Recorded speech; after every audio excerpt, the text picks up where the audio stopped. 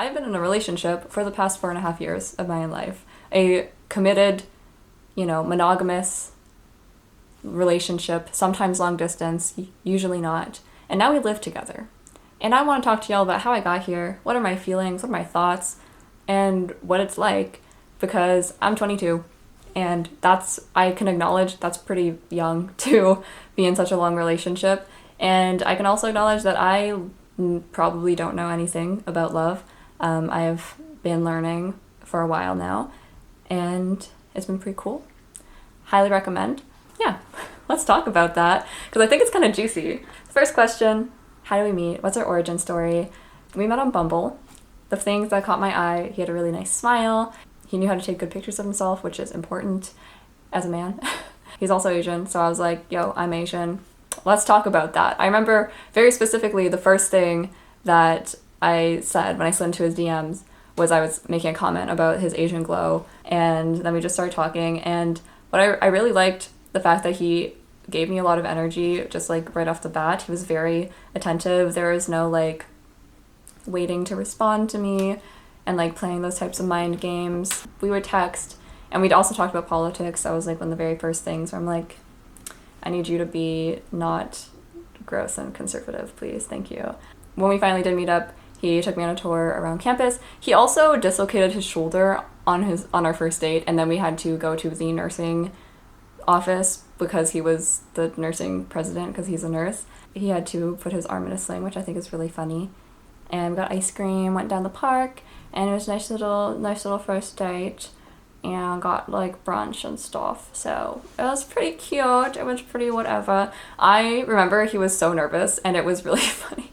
Anyways, in terms of us becoming actual boyfriend and girlfriend and our early status relationship, the reason why I was willing to give it a shot with him is because our interests aligned, and we were kind of coming from similar places, which we were coming from like situationships that were like not great and or toxic, and post therapy, post really bad breakup, and being like, let's try something that's actually good for us. Like, let's try something that's actually going to be healthy and not make me feel terrible and not leave me feeling, all of these things.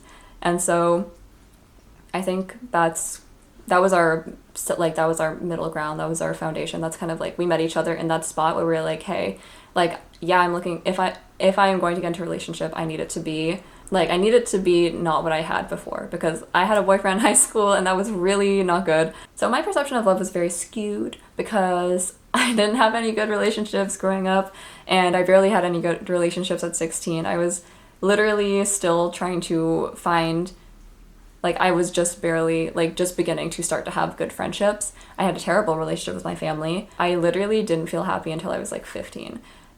Because everybody was abusive. Like, genuinely, the majority of people in my life were very abusive, and they sucked, and did a lot of damage to me, and that's okay, because I'm fine now, and I have lots of people now. But at the time, my perception of love was really skewed, and so I was like, this is what love is. Love is people treating you like shit. Love is people ignoring you all the time, and love is putting all of your emotions aside to deal with somebody else's emotions and deal with somebody else's problems, and not being a person. Love is making yourself small so that other people can be big. That is what I believed, and like that's what it was for me, because that's how I was raised, and that's how my friendships were when I was younger. And that is not how you want to live as a person, because I had a lot of resentment and hatred towards people who were supposed to be close to me.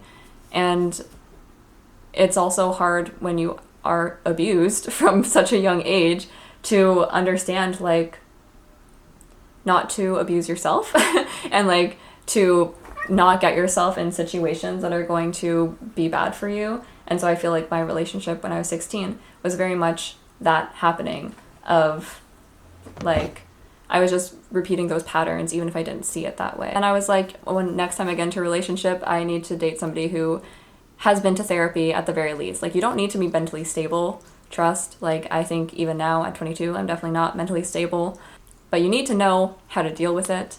Basically, after that heartbreak, that triggered, I had just been repressing all of my emotions about all of my relationships. Not just like romantic relationships, but like friendships and relationships with family. And I had been repressing all of that, and then I suddenly realized that I was suddenly able to kind of connect all of these events and be like, oh, oh no, the grief, the grief. I felt so much grief for everything, for like my younger self and like the person that I could have been. Because, like, you know, it's just like very overwhelming, and it really plummeted me into a depression that was lasted for like maybe a year. Like it was really bad. I'm trying to keep it light but also be honest, which is just that I was really depressed and I was really not okay, and I think that's fine. I think depression is a very natural response to grief, and also I tried really hard to help myself in all the ways that I could. The reason why it triggered all of that pain that I had been repressing for so long was because I let myself finally, like, I was finally able to validate my sadness, because now I had a reason that was valid to be upset and to feel that grief. And then by feeling that grief and like validating that, because I'm like, oh yeah, I'm a 16-year-old girl who just got her heart broken, like I'm allowed to be sad. And that was the first time that I had ever been like allowed to be upset over something that somebody had done to me. And then, or like over something that had happened in my life. And then I started to remember all of the other times that I felt that feeling of like, you know, sadness or hurt or anger or pain, whatever. And then I was realizing like, I was valid then too. I was also allowed to be upset about that. And I could have been upset this entire time, but I've just been repressing it. And I've been repressing all of this sadness within me. And then I was depressed for a year. Yeah, that was not good. But it was good because this is the thing that prompted me to go to therapy, which I had to fight. I literally swear to God, my 17-year-old self, she was so gutsy. She was so bold. She, in some ways, is like way braver than I am right now. Also, after this breakup, and like, I don't know if y'all experienced that too. After that breakup, I felt so embarrassed about everything. And I just kept on thinking about all of those intimate, vulnerable moments that I had with my first boyfriend, and it was so embarrassing. I did a lot of work and I did a lot of healing in the year before university. And by the time that I met my partner, I was feeling a lot better and ready to go out into the world. A really big thing that I learned in therapy was boundaries and learning how to discern that because I was not raised with having like any boundaries.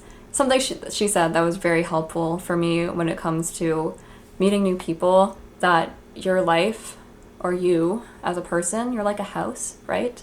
When people come to your door, you don't just invite them into your bedroom. That's like your most like vulnerable and like cozy little space.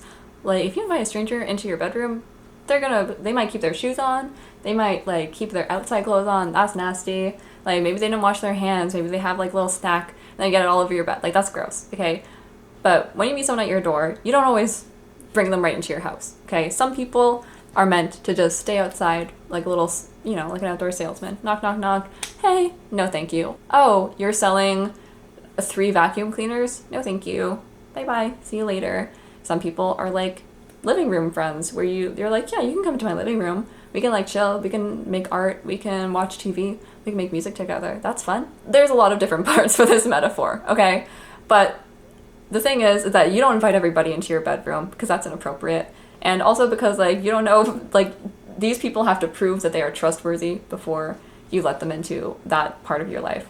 And that is a metaphor that extends to you, like your life as a person, which is just that like you don't need to give all of yourself to somebody if they haven't proven that they're trustworthy. There's only a few people who I would let sleep in my bed. I would let a lot of people sleep on my day bed.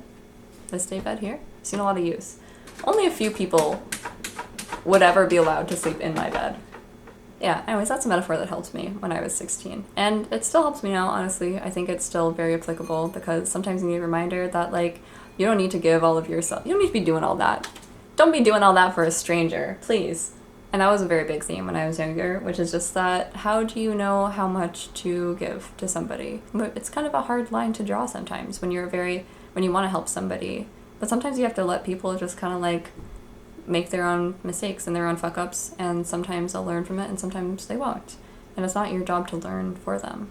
All this to say is I did a lot of work on myself, and I was really working with like communication and boundaries. And the other thing about boundaries and conflict is that the more you do it, the more comfortable it feels.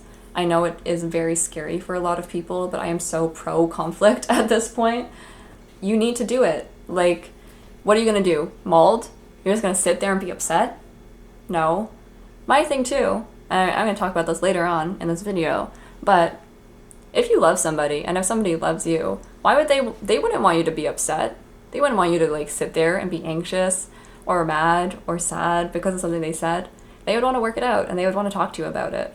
They would want to be able to share that burden with you, because why are you the only one burdened with that, you know? So that's why communication is really important. But I see my partner and like meeting my partner, that was a true blessing and a miracle. I genuinely think of him as a gift from the universe for getting through such a difficult period of my life. I know that's corny, but that's just the truth. Like, that's how I feel about him, is he was such a blessing. And I see him as a little reward. Love you. Love you. Theo, I love you too. Yeah, I didn't really expect to get a boyfriend, and I wasn't really thinking about the long term when we started dating, if I'm being quite honest. It just kind of kept going. And I just like didn't want to break up with him, and then he didn't want to break up with me, and then now we've been dating for 4.5 years, so what the hell. The next question I wrote for myself is just, what does love mean to you, and how has this relationship shaped your life? Yeah, I would not know where I would be, or who I would be if I had not dated him. And that can be very scary to admit to myself and to acknowledge. And that was a really scary thing to think about for a while. But then I realized that I actually don't care. Not that I don't care. It's just that the person, I'm sure I would have been fine eventually, but the person that I was at 17 was very reckless, okay? Lots of impulsive decisions. I really was trying so hard to be someone who I was not. But yeah, I was very impulsive. And then also I had undiagnosed ADHD. And he was the person who actually was like, maybe you should get an ADHD diagnosis. And that really was like life-changing. Trust. Like, my medication has actually helped so much and changed so much for me and made life so much better. So if he hadn't said that, I don't know who would. I don't know who would have said that. And then on top of that, now, you know, in like the later parts of our relationship, there are so many experiences I wouldn't have had probably, if not with him, such as all the travel that I do is mostly on his dime. Because he's a nurse and he can afford that. My Asia trip, for example, that he paid for all of that. But every trip that we have had together, he has paid for, which I like. It's very nice. It is nice to have somebody who has money and who likes to treat you to things, because, yeah. In terms of love, how do I feel about love? I feel like, in a lot of ways, he really showed me what good love felt like and what good love is. Not just in a romantic sense, but in just a sense of somebody who like cares for you and wants what is best for you. Something that's been life-changing about this relationship, having a steady and supportive place to go back to, because that shit's life-changing. I don't think I ever realized that like all of y'all had a home. That's crazy. Like, genuinely, what is it like to have a house, like to have a home and a family that is safe for you to go back to? Because for me, I was always like tiptoeing around my parents. I could never actually be myself or like speak my mind on a lot of things, just because of ideological differences and lots of shame, lots of judgment. And so I literally did not know what it was like to live without shame, and to just be so seen and loved despite literally everything about me. That was so new to me, and that is so life-changing. And I think my friends do this very well, in which like they hold me so well and they allow me to feel like they love me for me, like they love every aspect of me. having them see that in me it lets me see that within myself a lot better. That was, yeah, and that's really fundamentally life-changing, because when you have a safe space to go back to, this is just basic developmental psychology. You know, the monkey, you know, like the wire monkey versus the cloth monkey. I discovered my cloth monkey. That's basically what I'm trying to say. He is my cloth monkey. Some of y'all grew up with safe houses. That's weird to me. What is that like? You know? What is that like? I'm happy for you though. And that was also part of the grief that I was feeling, because I'm like, well, damn, who could I have been if I had been supportive? Because I think I did pretty fucking well not feeling supported, you know? Like, I still did really well in school. I was still part of like so many different extracurriculars. I was like winning competitions in music and doing really well. It was just when I suddenly realized that all of the grief that I had, that was when I crashed out. But who would I have been if I had not had that grief, you know? Who would I have been if instead I was like loved for who I was and supported and encouraged? I don't know. And we'll never know. And that's just how it is. It's very important to have a place to go home to, because it kind of emboldens you in a way where you can kind of go out and you can explore the world, you can have new experiences, knowing that you will always have somebody who is in your corner, and you're always going to have, like, if something goes bad, you know, you're always going to have, like, someone that you can cry to, and be seen and be, like, heard and validated. Like, that is so transformative. That's so transformative and so beautiful, and I hope that everybody who is watching this has that or gets to have that one day. Yeah, it was genuinely like, damn, this is nice. This is so nice. I love this. It was awesome, and it felt so good. And I think, like, I have this, like, very distinct memory where I also did not introduce him to my family for literally 2.5 years. I feel like that is also another really important note, because my mom was so out of pocket with my ex. And so I just, like, didn't want him to feel that. And, you know, this is great because, like, you know, my partner, he's also a person of color. He understands the immigrant experience, okay? He was not offended by this. He also didn't introduce me to his family for, like, 2 years. And that was awesome because he just didn't have to worry about it. Like, a few years into our relationship, after I introduced him to my family, he did visit my family in BC, and he was staying at our house, but not in the same room. Not okay for us to stay in the same room. But he was staying in our home, and we were watching these videos that I had on my DSi of me being a kid. And rewatching them, I was like, oh my gosh, it's so obvious that I have ADHD. Like, genuinely, I was such a ball of energy. I was, like, running around and doing weird, I was just doing weird stuff, okay? I was, like, going around. And I will let you know, I was a vlogger from day one. Those vlogs from my DSi, bro, why was I actually eating? Like, I was a vlogger from day one. I was always vlogging. And yeah, I don't know. There's, like, videos of me from the zoo, and then videos of me, like, you know, like when my parents had people over, and then, like, they had, like, a potluck or something, and I was, like, running around and being annoying and whatever. In my head, that's my narrative, okay? And so, like, we were watching these videos, and I was like, holy shit, I had such bad ADHD as a child. Why did nobody say anything? Like, this is so obvious to me now, looking back on it. And, like, that's so annoying.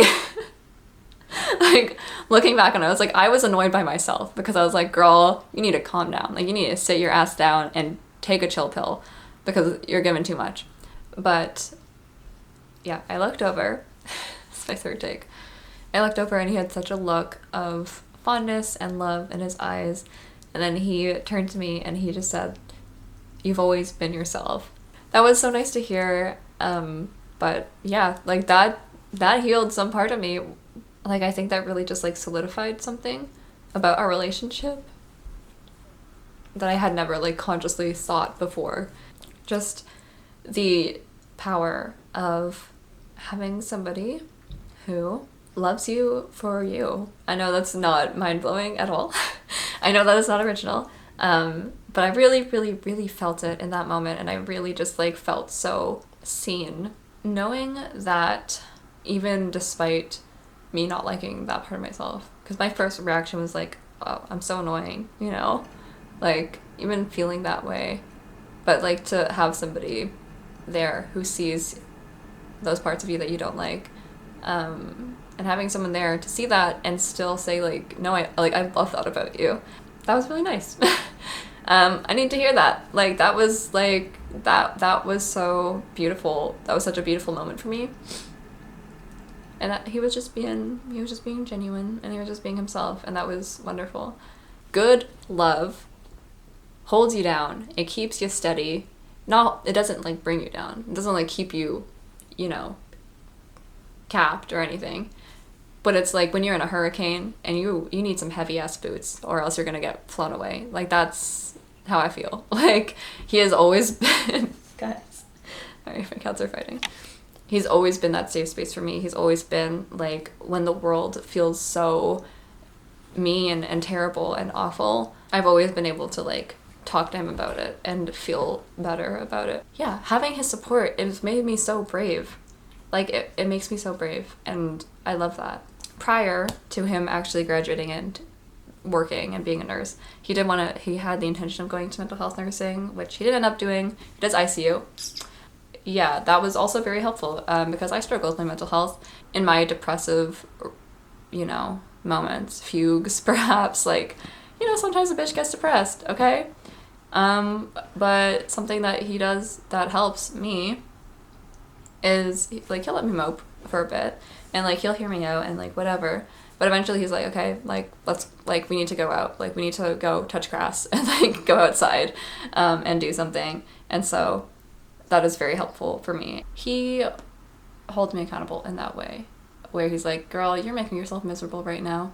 You're just gonna stay in bed for all day?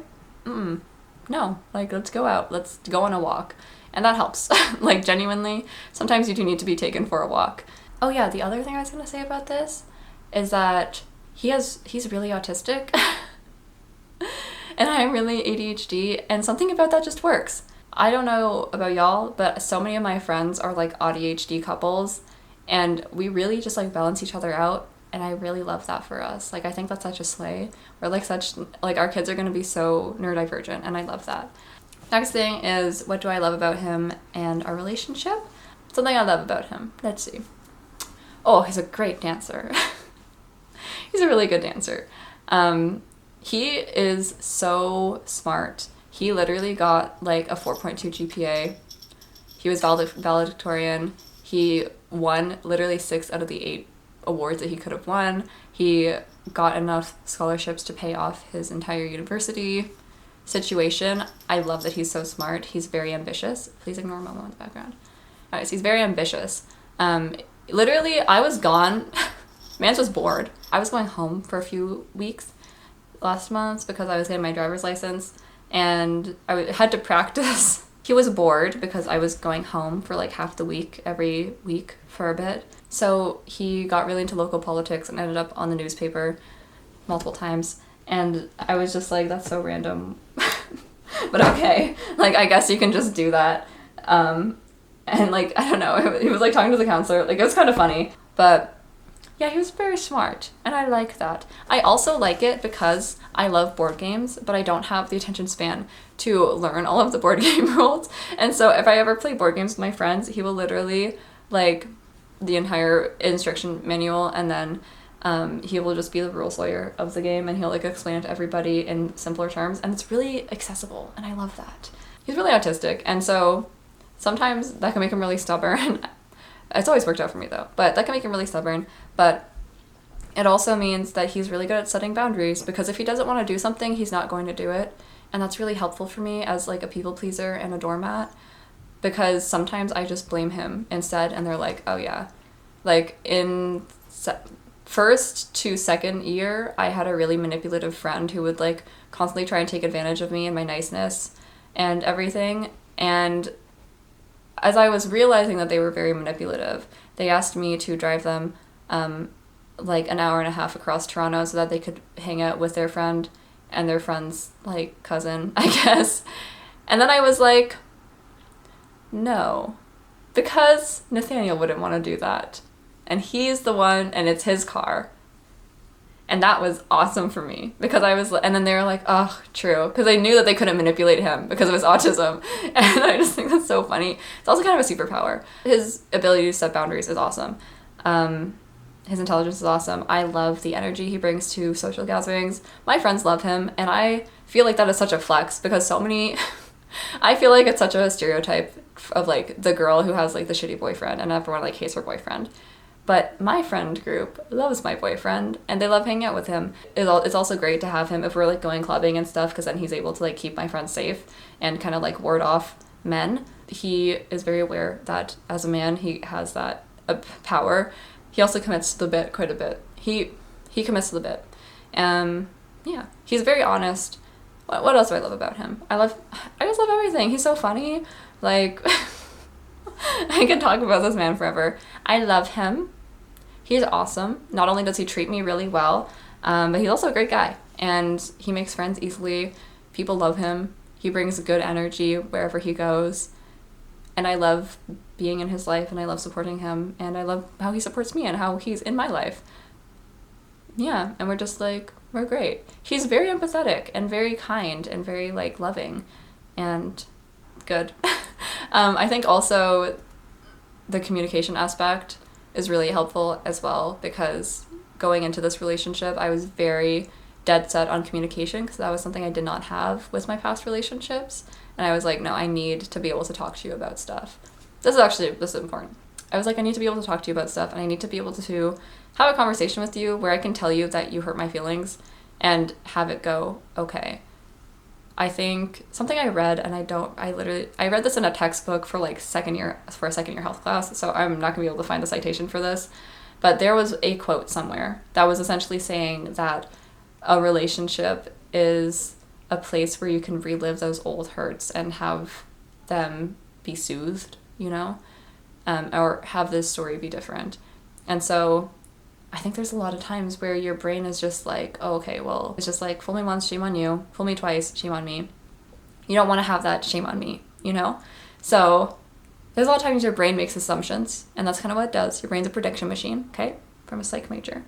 And it's going to be making all these predictions, and it's like making all of these stories in your head. I remember when we first started dating, like, anytime I tried to bring up an issue with my ex, he'd just get mad at me, and then he would ghost me.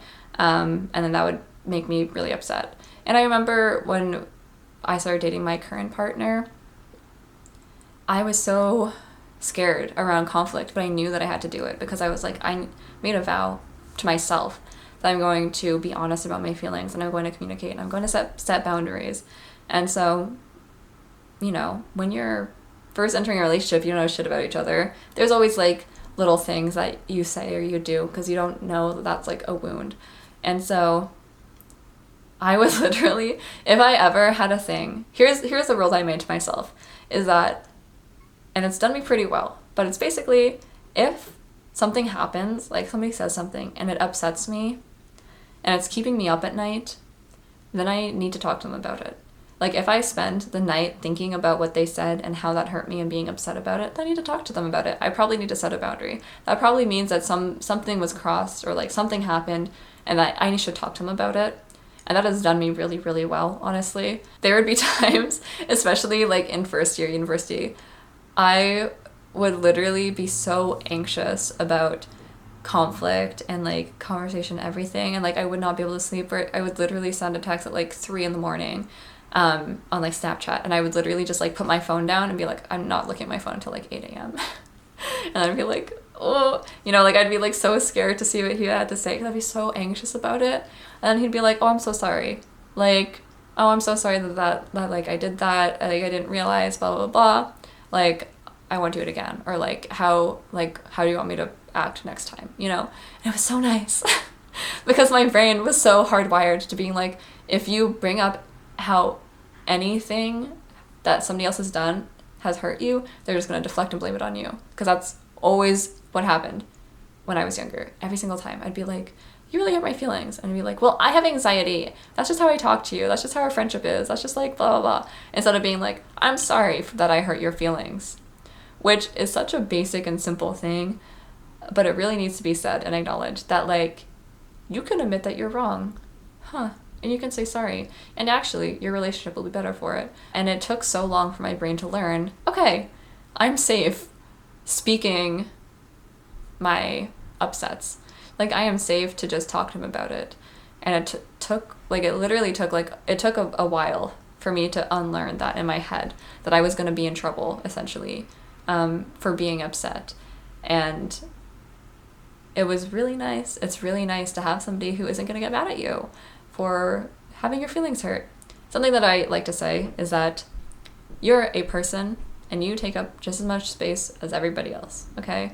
And when people exist in the same space as each other, you're going to step on each other's toes, and that is natural. That is okay. Your job as a person isn't to go around and not offend anybody. Your job as a person is to be yourself, and you are going to offend people. You are going to hurt people. That's just how it is. That's okay. You need to acknowledge that you hurt somebody and try to do better. Like, your only requirement is to just try and do better next time, okay? Like, that's it. And it's so easy, and you don't have to stress about not offending people. It's just like, surround yourself with people who will tell you if you hurt them, first and foremost. And secondly, tell your friends when they hurt you, and say like, hey, I'm coming to you as your friend, and I really love you, and I really appreciate our friendship. And the reason that I'm telling you this is because I love our friendship so much that I don't want to hate you, you know? Like, having that hard conversation is a testament to how strong your friendship is and your relationship is. That you love this person so much, you're willing to have that discomfort and be uncomfortable and have that like awkward conversation and that hard conversation. That is actually like a testament to how much you love somebody else. And it's actually a compliment where I'm like, thank you so much for telling me that, you know, thank you so much, because like, I don't want to hurt you. I love you. I'm your friend. I'm your partner. I'm your whatever. Like, I'm going to take X, Y, and Z steps to not do that next time. Or like, you know, sorry for talking about your dad like that. I don't know. Random shit. But it's just really important. And that's like such an important thing for me, where I'm like, I need to surround myself with people who can be honest with me, who can hold me accountable, and who aren't gonna like fucking be passive aggressive. I fucking hate passive aggression. But for me, I hate a bitch who can't be honest with me. Like, if you're gonna shit talk me, can you just do it to my face? Like, genuinely. I would rather you just say, I hate you to my face, than act like you're friendly to me and then like shit talk me behind my back. Hi everybody, this is recording Sheryn. So I actually ended up talking for 3 hours for this video, so I've decided to split it up into 2 parts. Anyways, please like this video if you liked the video. Please subscribe if you're not subscribed already, and I'll see you in the next one. Bye bye.